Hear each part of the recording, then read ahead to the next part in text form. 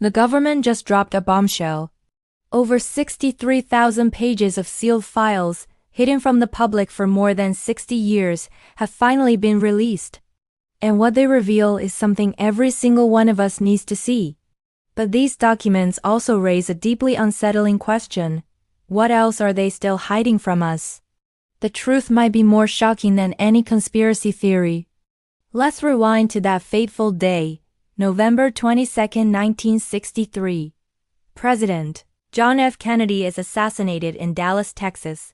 The official story, cemented by the Warren Commission, was that a lone gunman, Lee Harvey Oswald, was responsible.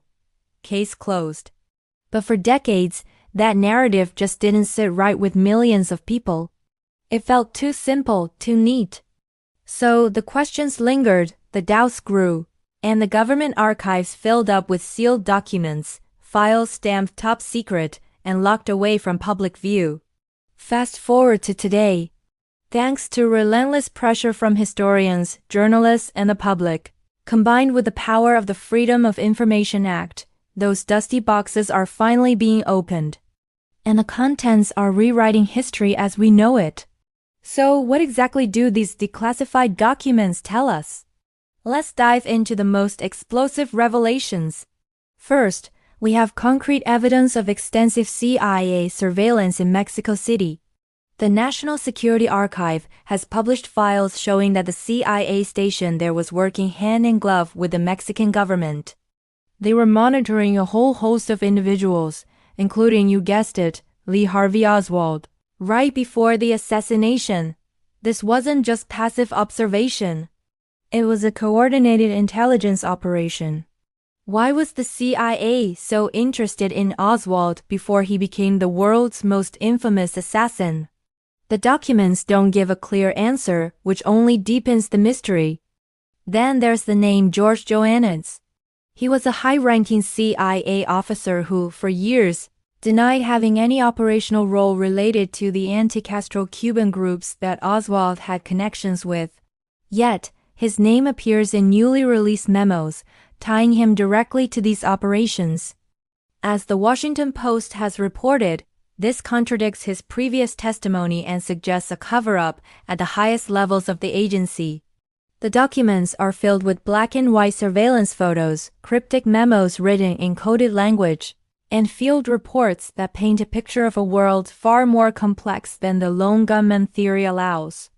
When you see the raw intelligence, the surveillance logs, the web of connections, you can't help but ask the obvious question, was Oswald really acting alone? Or was he a pawn, a cog in a much larger, more sinister machine?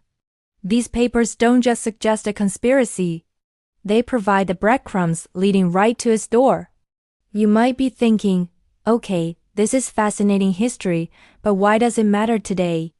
It matters because this isn't just about a single event in 1963.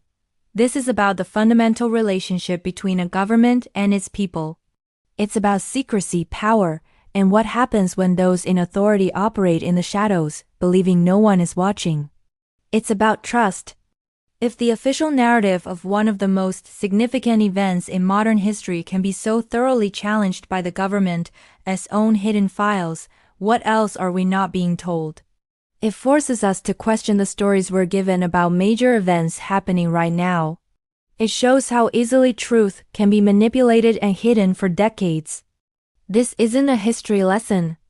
It's a wake-up call about the importance of transparency and holding power accountable in our own time. But here's the most chilling part, the twist that should concern everyone. Even with this massive document dump, the story is far from complete. Hundreds, if not thousands, of pages within these released files are still heavily redacted. Entire paragraphs and sections are blacked out. The CIA is still withholding key documents, claiming national security concerns 60 years after the fact. What could possibly be in those blacked-out sections that is still a threat to national security today? This is where the real story might lie. The question is no longer just about what we can finally see, but about what they are determined that we will never see.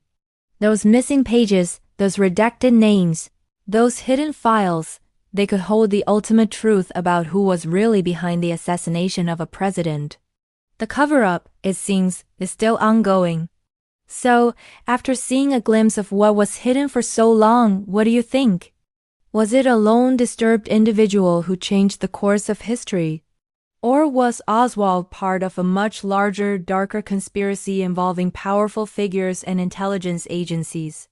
I want to hear your theories, so drop them in the comments below. Let's get a real discussion going. If you found this deep dive as revealing and important as I did, do me a favor and hit that like button and make sure you subscribe and turn on the notification bell. Because in our next video, we're going to investigate what might be hiding in those still redacted pages and explore who benefits the most from keeping these secrets buried. You won't want to miss it. Thanks for watching, and I'll see you in the next one.